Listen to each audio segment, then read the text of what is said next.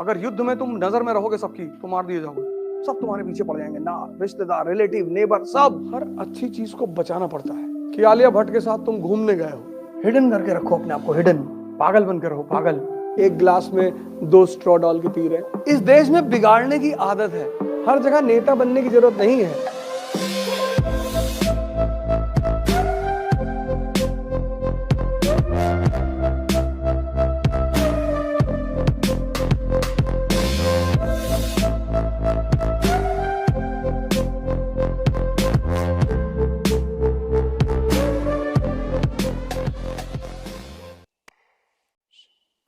तो जब तुम सपना देखते हो कि आलिया भट्ट के साथ तुम घूमने गए हो लंदन ट्रिप पे, वो लेके गई है तुम्हें, उसके साथ तुम डिनर कर रहे हो, खाना खा रहे हो, डांस कर रहे हो, तो सुबह उठकर अपने पिताजी को बताते हो?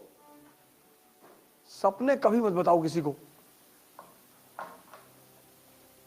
तुम क्या करना चाहते हो जीवन में, यह बात तुम्हारे साये को भी नहीं पता होना चाहिए।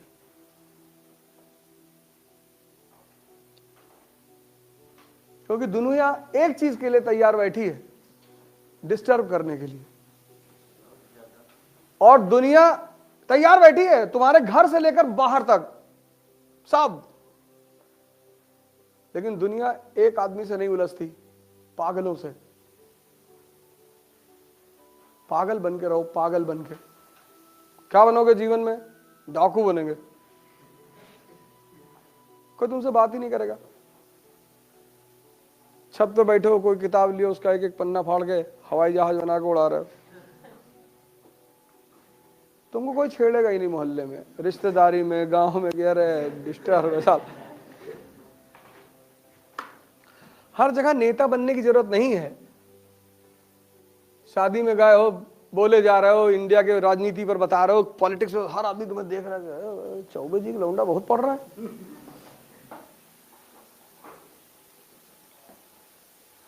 इस दुनिया में हर आदमी तुम्हें डिस्टर्ब करने के लिए बैठा हुआ है। अपनी सपने किसी को मत बताओ, अपनी महत्वाकांक्षा किसी को मत बताओ, बताओ ही मत। मस्त रहो अपने में।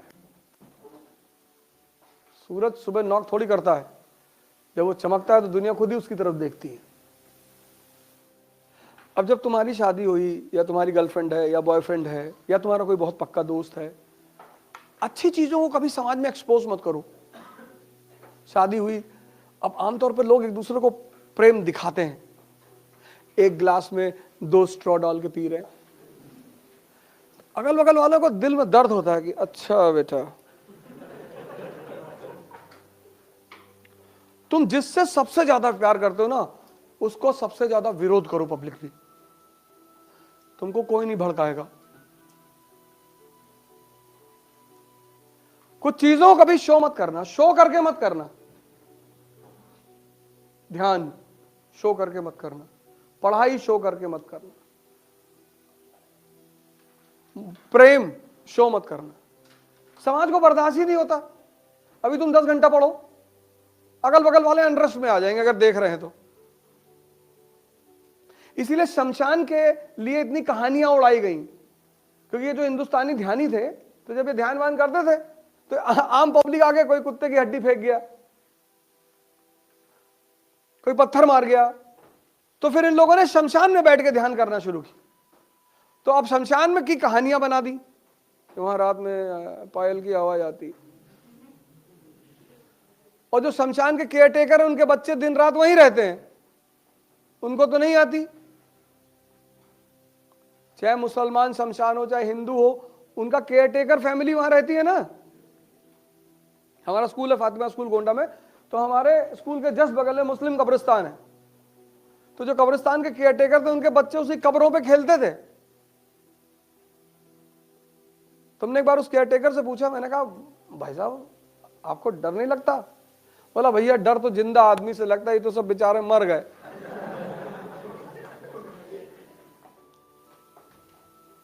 जैसे तुम्हारा कार लेकर आए तुम, नई लीजेंडर, गांव ले गए,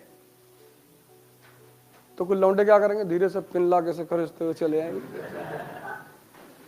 इस देश में बिगाड़ने की आदत है। नहीं, कार की तो गद्दी में नहीं घुस पाएंगे, लेकिन कील ले आएंगे बड़ी वाली और धीरे से इसे रगड़ते हुए निकल जाएंगे।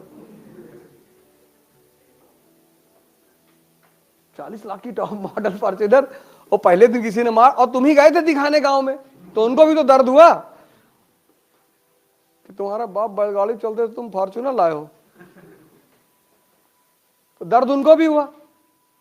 तो उन्होंने अपने छोटे वाले बच्चे से कह दिया, ये ले। अब एक कलेजा उनका फटा तुम्हारी फॉर्च्यूनर देख के, और दूसरा कलेजा तुम्हारा फटा उसमें, कलेजा दोनों आदमी का फटा।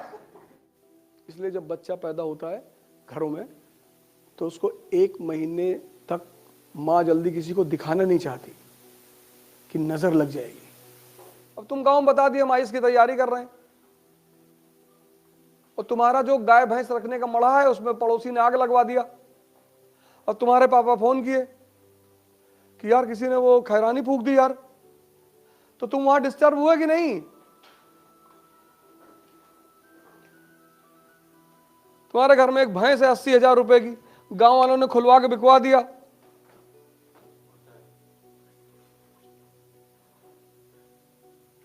तुम अपने घर में गांव में कुछ मत बताओ, तुम्हारा घर बड़ा सुकून से रहेगा।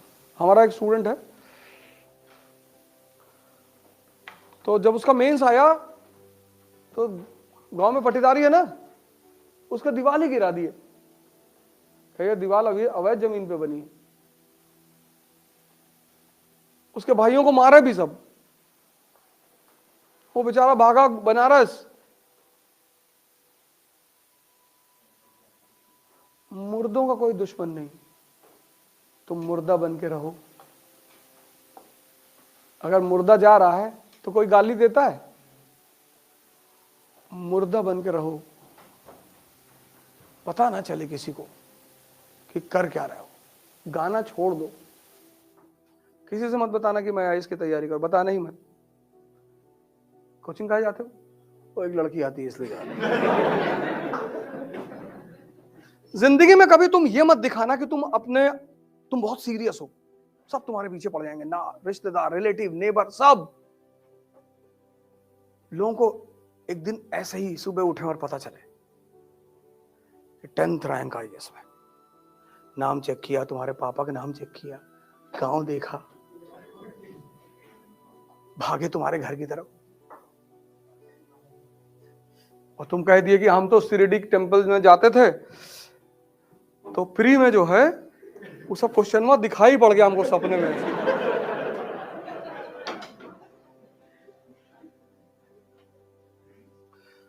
युद्ध की सबसे बड़ी बात यह है कि तुम डिस्क्लोज मत करो कि तुम क्या कर रहे हो, तभी जीतोगे। अगर युद्ध में तुम नजर में रहोगे सबकी तो मार दिए जाओगे। हिंदुस्तान के राजा क्यों मारे जाते? ये हाथी बैठ के लड़ते थे।